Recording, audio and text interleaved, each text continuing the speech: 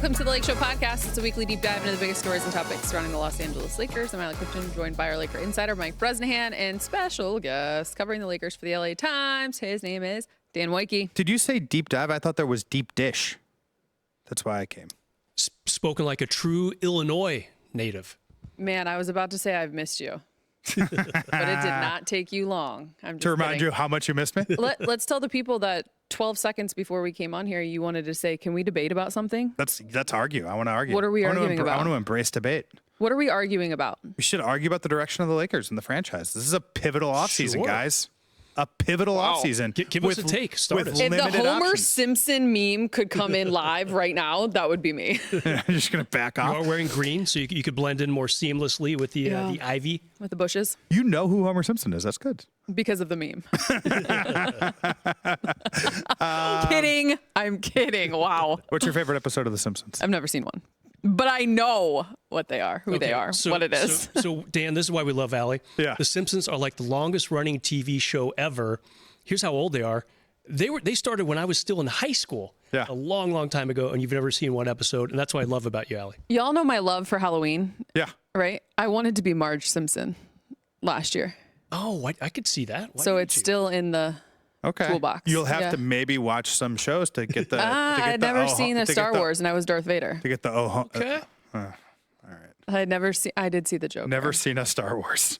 Star Wars. Aren't there like a series or There's like whatever? 37. I now sound like my makeup artist in the makeup room talking about the NBA Yeah. when it comes to movies.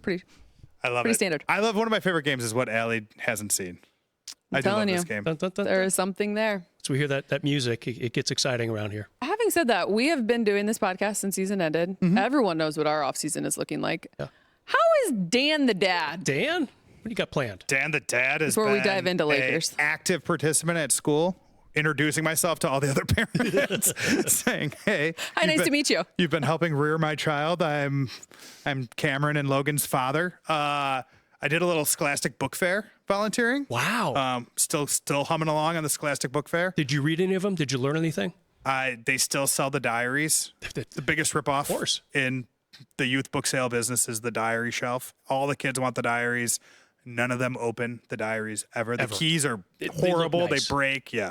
Do you sell like Blue still sticker thing? books and Totally. Posters, Lisa Frank? Yeah. the pens lip and gloss pencils and stuff. pens and Yep, pencils. You and- got it. Yeah. You got it. Still all happening.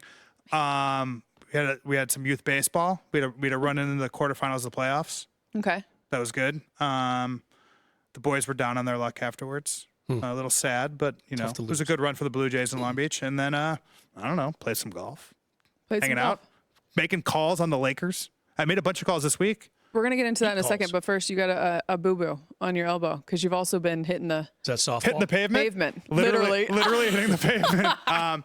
Turns out when you run on the beach, sometimes the road isn't even, and you think you've taken a step, when it turns out you're really just dragging your foot. And I bit it pretty good in Long Beach last week. So were you on the Ouch. boardwalk? You're not on the sand, obviously, if you're going to No, get a don't scar run on the like sand. that. I'm not Apollo Creed. Do you know who that is, Allie? No, I don't. Okay. Don't ask. From the movie Creed? That's his dad. Close It's enough. Creed's dad. Yeah. Okay. Yeah. That's a good extrapolation on your part, Allie. You guys, like I that. used to listen to Creed before every high school basketball game. Okay. Is that the same? Different Creed. No. Dang it. I wanted to Apollo sound really Creed. smart. Apollo Creed is when it's when they sent Scott Stapp into outer space. Is what it is. The Apollo is the spaceship, and they listen to Creed in space. That's what that's about. With arms wide open. No, I was on the road, the path, and there was the infrastructure in Long Beach not great always. There was a rough step. I didn't see it. Took a tumble. When okay. you run 6-minute miles like you do, these things tend to happen. 8:30. Oh, that's good. Check Wait, you out. what? You run 8:30 miles? How many miles do you run? Like 4.5. What is wrong with you? You should be competing. Yeah, when are you doing road races? That's no, You should that's be not running gonna- races. No. So literally, But you can't fall down. Gotta Literally stay can't fall down. Also, I told my yesterday. There's in my neighborhood, our Facebook neighborhood group. There was, in addition to people stealing packages and stuff like that, there is going to be a river run in Long Beach, and I was like, oh, should I sign up for the 10K? I've never run a 10K. Yes, Yes, do you it. should. Should I That's do 1 it? hour. And I was like, I could do the 5K for sure, but let's try the 10K. I went out for a run yesterday on the street. Knee pain, hamstring pain, ankle pain. like all within the same. So you're saying run. you're old. So Yeah, it's maybe just washed, maybe just just, cooked. No competition for me. just run a 1K. Start with that. Like 2 laps around. I just want to be okay. Is all I care about. Dan, I do have a funny 10K story. Yeah. After Allie and her husband moved out here 7 years ago, I was like, hey, They ran the whole way. I said, you guys got to run this Manhattan Beach 10K. Okay. And as you can see by Allie's face right now, I think she's still upset with me about that. I thought it went well. You know, you finished right at Shellback, right at the finish line there. That's That is great. actually not the truth. Huh? No, we finished in Redondo, which so is we did the complete Redondo opposite 10K. direction. I went the wrong direction. Way to embellish, which is a big reason as to why I'm mad that I ran that race. I play college basketball. I ran 4 half marathons after. It's not like I can't run. It's not like I can't do distance. I came here, I signed up, I took his advice within the first couple months of living here, and it is a top 3 worst decision I've ever made since moving here in 2018. Why? Because I don't run. To your point, my knee, my ankle, my head, my heart, my ego, everything shot within a matter of 50 minutes. Who signs up for that? Not me. I do. I think anything. It was raining. He that's didn't even terrible. run with me. That's I was bad. by myself. Yeah. There Would you were want to talk to hills, somebody? I wouldn't want to talk to That's somebody more while I on was your running. husband, though. and He there should was have run no with bar you. in sight. Well, now They hold on a gave sec. me a Mick Ultra at the end. They give you yeah. 2. Water. You're Yeah, absolutely that's right. not good. And thank On you the for, course, maybe, please. Thank you for correcting Yeah. me. We did the Redondo 10K, not the Manhattan Beach 10K, which I have subsequently done with your husband a couple times. But at the end of this race, Dan, you undo all the good you've done because they hand you 2 Mick Ultras right at the end of the race. Oh, the 80 calories of beer they hand you after you burn. It absolutely is rip my through favorite the- beer. I'm not a beer guy at all. Please don't hate me. But I love like the Mick It's Ultra. very crisp. Yeah, it's like a perfect beer tent refreshment. And I don't think Allie spoke to me for about 3 months after You wanted that. an argument. Here we are. I now go to Berries, and I run at 11 for 30 Yeah, you post seconds. a lot about your berries. Berries is fun. That's kind of my vibe. You like the competition of it? Does it get competitive in there? Yeah. You yourself in a treadmill. Have you ever flatlined on a treadmill? Oh, my God. What does that mean? I've almost fell, face planted on a treadmill. Oh, yeah, for sure. Don't Oh, do the that. worst. I for sure have done that. You would have That'd more be a great scrapes than debate. Dan if I Would no, you rather I face was- plant on the I was- pavement or a treadmill? The courtyard downtown in Memphis, Tennessee, had a treadmill. As my phone goes off, are they calling me? They're not. Where's Dan the dad? It's Apollo The, Creed. The treadmill. I took a step and there was a hole in the middle of the tread. Dude. like the termites or something had eaten through like the bottom. It just Talk about dangerous. Did you report that to the fine folks I in the got courtyard? 500 points. Wow. That's it. Speaking of Memphis, great segue. Let's get into all things Lakers. Let's do it. You've been dialed in this Trying. offseason. You know what the agenda looks like. You went to the Combine? I did go to the combine. Can you take us through how you think the next several months will play out for the Lakers? Okay. 2 top line orders of business are things that are not in the franchise's control, and that is the player options for LeBron James and for Dorian Finney-Smith. Okay. Figuring out what's going to happen with those guys, I think, does set the tone a little bit. It's been reported that LeBron is likely to opt in. I think that is the path of least resistance. It seems like that makes a lot of sense to me. The Finney-Smith thing is interesting. When he got traded to the Lakers, he dealt with an ankle thing kind of basically throughout the second half of the season, missed a couple games. He was not great in the playoffs. I don't know if he hurt his value or not on that front. I think he would like, generally speaking, this will probably be his last good contract. And so I would think he would want money or years of stability, ideally both. And so the Lakers trying to maybe find that number with him so they can get a deal done would be important. But the real thing is a center, right? Everybody knows they need a center. It was one of the things I heard about most at the Combine. Last year, everybody wanted to talk about the Lakers because they didn't have a coach. Nobody really knew the direction of the franchise. They have a direction now. J.J. Redick is the coach. Luka Doncic, LeBron James, and Austin Reaves are the core. They don't have a center. They have to fill the holes they created to acquire Luka Doncic. And it was come up right after Giannis or KD. Those were the main stories at the Combine. The Lakers center issue was next. There aren't good answers. I think that's the biggest takeaway. It's going to require a little creativity, some luck, and some real understanding about not only what you are as a team, but then also what the players you're targeting, who they are, and how they can best fit what you need. Because this is going to have to be, I think, a thing where fit is maybe more important than talent. Okay. Yeah, well stated. I mean, I would also add, I feel like they need a defensive-minded guard to really try to shut down some of these problems they had that were exposed a little bit. Maybe not just in the playoffs. With size, ideally, some more size. Yeah. No, the good news is the Lakers do have some trade assets. You've got Rui Hachimura in an expiring year. You have Gabe Vincent, also an expiring contract. Combine those guys, you're going to get to about $30 million, just like that. So can we argue? Sure. Rui Hachimura, do you think that we talked about how you have to, if you're going to send the trade out, like they're trying to undo the void from AD, right? Exactly. Yeah. So like how many 6'8", 3 and try hard on D players under the age of 30 are there in the league who make spot up jumpers? And by the way, that's a player you want to have on a Luka Doncic created team, right? Like I thought they gelled really well. Yeah. So why would you want to trade him? What's the argument for it? Because you need to get a center? Well, NBA is not like baseball. In baseball, I'm overstating this a little bit, but say you want a guy making $75 million. Here's a couple minor leaguers, prospects. We'll take your $75 million guy. In the NBA, obviously, there's some math involved. If you want to acquire a to be fair, center, it's addition. It's barely math. if you want Miles Turner, and you're going to pay him $30 million. You're not going to get Miles Turner. Probably not. No, there's no probably. There's no Miles Turner. You predict the future. Who's going to win the NBA Finals? I'm going to bet on it right now. I'm just saying, like Miles Turner is going to be on the Pacers. That seems like that is a foregone conclusion. Especially the more they win. It's 100%. The more they win, it's worse for the Lakers, obviously. But you're running up, if you're the Indiana Pacers, you're a small market team, running into luxury tax concerns maybe if you sign Miles Turner for too much more than the $20 million he's making this year. Bottom line, if the Lakers want a $30 to $35 million player in a sign and trade, because they're not going to have enough free agency money to go sign one of these guys. Not expiring money.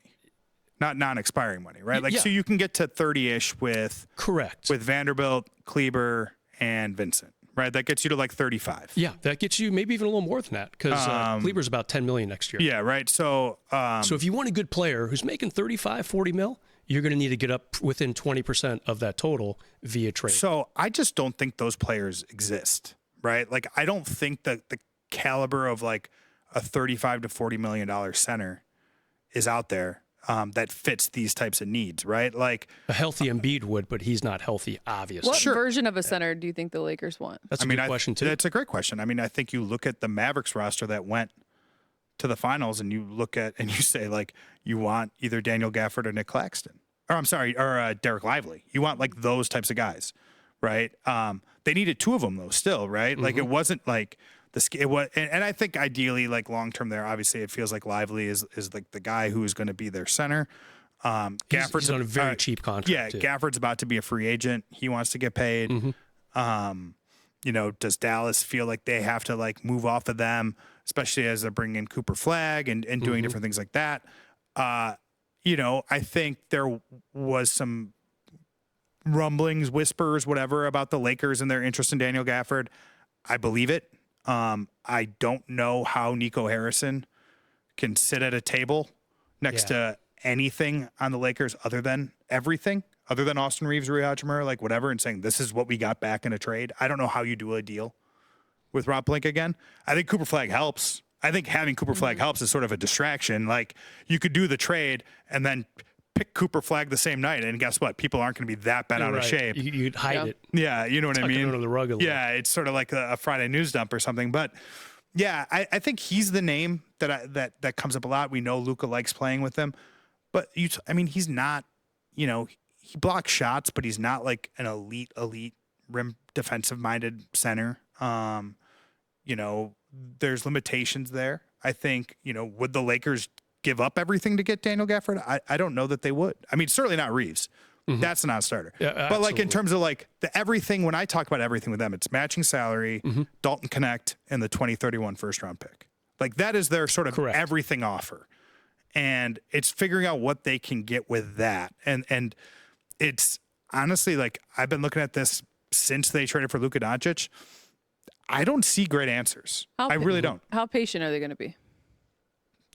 they should be they should be in one theory, they should be patient because you have one tradable first round pick, right? And if you don't deal it and you wait till next year, you'll have more. Right, you could trade 20, 30, or I'm sorry, because of the step in, you could do 31 and 33. 30, yeah. You could do 2 next year when they unlock, right? There's a rule: you can't trade first round picks in consecutive years unless you acquire another pick for that year. So, if the right guy isn't out there, you don't cash in your chips on the wrong guy. But there's a 40-year-old all-time leading scoring elephant in the room, too, that you have this all-NBA player on your team that demands you are aggressive now because you don't know how many bites at the apple you're going to get with this version of your core. And if you're it is sort of this is the Rob Pelinka question. This is one he's been dealing with for years, which is like, how much do you put in now when you have to think about the future? I think they can be more aggressive now because they got their future, and it's Luka Doncic is their future, right? Like they've explicitly chosen that. So you can be aggressive now. Now, I think they tried to thread the needle with Mark Williams, like a deal that kind of does both, only for him to fail the physical. Could they kick that around again if the cost went down or if they got more back in a trade? Maybe. I don't know that he's exactly the type of fit also that he's not really a lob threat. He's huge. He's in that way, he's not a runner. He's not really a rim protector. He's more of a rebounding kind of big body type player, but maybe he gets better. I think a lot of it's going to come from internal growth. I think basically you want a player that's like Jackson Hayes, just better. I think is sort of what you want. You peak DeAndre Jordan would be a great Luka Doncic center. Go find that guy. So what I'm hearing is a lot of variables will go into this. Needing to be creative, totally, possibly patient, could play in your favor from the center perspective. I mean, they can't be that patient. They don't have one. Right. Right. Yeah. You know what I mean? I understand that part. Yeah. Yeah. Right. So they're going to have to be pretty aggressive. But you really have none under contract because Jackson Hayes is expiring as well. I mean, he's unrestricted free agent. Yeah. I mean, and let's not forget, Allie, there's also one other possible tool they can use. Their taxpayer mid-level. It's going to be probably a little under $6 million. We don't have those exact numbers yet. Good money to us. But in a league where the average salary is going to be more than double that next season, probably $13.5 million, what is $6 million going to get you? Can you nobody better than Clint Capella? That's best case. Yeah, I think honestly, if we're throwing out names, would Brook Lopez take $6 million? Do you think he's 37 years old? Come back to LA after 1 year where he left and played the best basketball of his life somewhere else? Yeah. I don't know. Yeah, I mean, I don't think it was a great experience here for Brook Lopez. I don't want to speak for him, but I loved him. You know what I mean? I think it is closer to Disney. Yeah. Which is important to him. So much fun to talk about. Comic books and Star Wars movies, Allie. All the things you love to talk about. He and I would get along great. Put us at a coffee table. We can chat about it all. What's your favorite comic book, Allie? I have no idea. I wouldn't even know where to begin. Couldn't even say a word. I thought Apollo Creed and Creed were the same thing. Having said they're that. the same family. I just told you they're the same family, yeah. Creed. It's so good. It's so good. Wow, this is amazing. What was your Creed pump-up song like? My Own Prison? Just to get ready to just go punch some people in the face in the paint? Actually, I just posted it on my thing yesterday. One Last Breath. And with arms wide open. I think it was just like that's how you box out with your arms wide open, and you're just. I'm so serious. And just hooking everybody. Just throw that on the radio every once in a while. It'll get you pumped up. Put it on your Walkman, your Discman, when you go run your 8:30. I do go out miles. there with the Discman. Yeah, I'm sure you do. I wouldn't put it past you. Hopefully, the no skip Discman. Before we go to break. The one other individual that you have said and are acting as if there's no negotiating about it, and this is exactly what's happening. Speaking of reading into the future, Austin Reaves. Yep. You don't think he's getting traded? I don't. You think he will be a LA Laker? I think the return in an Austin Reaves trade. By the way, shout out and happy birthday, Austin Reaves. Hey. I think look, he's going to be a free agent at the end of next season. This upcoming year will be the last year when he's on this fantastic contract. He is going to get a massive raise. If he performs at the same level that he's played throughout his time in the NBA, he is going to get paid for a bunch of reasons. Probably not we could maybe circle back on him, but there's a bunch of reasons why he's going to get a huge contract. I think, sure, in a vacuum, you kick it around. I don't know, again, who is the all-star center that you're acquiring if you send out a player that you've like, do you trade him for Bam Adebayo? Why is Miami doing that?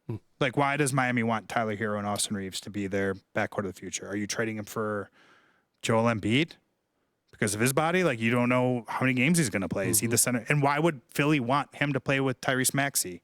Like, it's tricky. Jared Allen in Cleveland, how does he fit in a Darius Garland, Donovan Mitchell backcourt? Like, Jared Allen had a bad playoff. There isn't like a really natural sort of landing spot for him as like, you're sending him out. Plus, I mean, this isn't to say he doesn't have value around the league. He has a lot of value around the league. Like, there are teams, again, he is going to enter free agency at a time when there's not a lot of quality players entering free agency. He's going to get a huge contract. None of those teams have the type of center the Lakers want or need to send back in a deal. Your coworker, Bill Plaschke at the LA Times, very respected sports columnist, did raise the issue a few weeks ago. Should they trade Austin Reaves? I'm kind of with you, Dan. I would say no, unless it's a slam dunk. We're going to get a really good center, and you're probably going to have to combine some salaries to get that good center. But you bring up a great question. Centers are tough to acquire right now. If Embiid was healthy, it would be a fascinating discussion, but he's not. And, it's like, all right, what's next? We made it through the first round of debates. I appreciate you. That's the way you do it. We're going to do second take and working next. together. Let's do Second take is next. Lakeshow fans, remember, you can be a part of the show each week. Feel free to send us your questions and comments. We'd love to hear from you. We're going to take a quick break. More on the Lakers offseason ambitions on the other side. Ambitions. Welcome back to the Lakeshow podcast. If you're enjoying the show, you can check out more original podcasts from our Spectrum News journalists on the Spectrum News app. Just head to the podcast section to listen to the latest episodes. You can download the Spectrum News app on the App Store or Google Play. Guys, Skinny Luka recently spotted at Real Madrid game. Championship shape, eh? Championship shape. What are we thinking? I need the diet. I need the plan. You should do it 10K. What? I thought you said al dente. You should eat your pasta al dente. Aren't you going to see Luka for Eurobasket? I would like to go. I don't know if I'm going. Oh. I would like to go. Where is it this year? Poland and Finland. Wow. That'd be so Have you hit those countries yet? bucket Never. list. To go to Poland? Finland? Oh, okay. I would say that you might end up on the tourism ad if you're like Poland. I'm sure it's beautiful. I think Travel Channel. Sign me up. this is good news. He looked great. Yeah. Looks great. I don't want to read too much about into this. I wrote about this in my newsletter this week. Whatever, right? Summer pictures. We've been tricked too many times in the past. Yep. I've seen Ben Simmons make too many open threes. I was going to say, gyms. not just on Luka. Like with everybody. Everything. Like, this is just like kind of what happens. Yeah. I did get to know him a little bit in his time with the Lakers. I got to know some people around him. The general sense was that he was going to respond fairly positively to being publicly body shamed. Like that he was going to fight back in some fashion, right? And that I think the way they lost in the playoffs combined with the fact that, he was sort of humiliated might be the wrong word, but like certainly like had his ego punctured by the trade. I think he's going to work pretty hard this summer.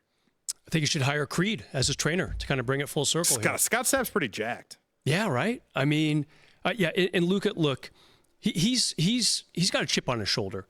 I know he's not happy with winning one playoff game after this giant trade in February, shocking trade to all of us. Think about how it affected him, Allie, obviously.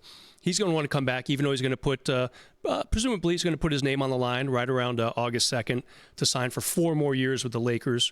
I'm with you, Dan. I think he's just a little bit of maybe irritation. Yeah, and he wants to prove people wrong. I think he this is a guy who loves challenges. This is why he's fueled by this. You see the way he interacts with people on the court and stuff like that. This is just like a grander version of that. Mm-hmm. And I know the people around him are going to use this as a carrot to get him to even push even harder. Plus, you have Eurobasket, which there you go, is something he's going to be out there playing. He's playing important, meaningful basketball and stuff. He wants to be in great shape for it. Not putting words in his mouth, though, I could only imagine just making it to the finish line of last season was probably a goal of his after everything he had gone through. Sure. He said a humanizing element of having a clean slate and getting after it this offseason. Good for Luka. And he did miss 2.5 months with that. Thanks to all of you for listening to the Lakeshow podcast. If you like what you hear, leave us a rating and review on your favorite podcast app. We want to hear from you. Send us your questions. Until next week, for Dan, for Brez, I'm Allie. Go listen to Creed. Shout out. It's Lakeshow podcast. With the arms wide open.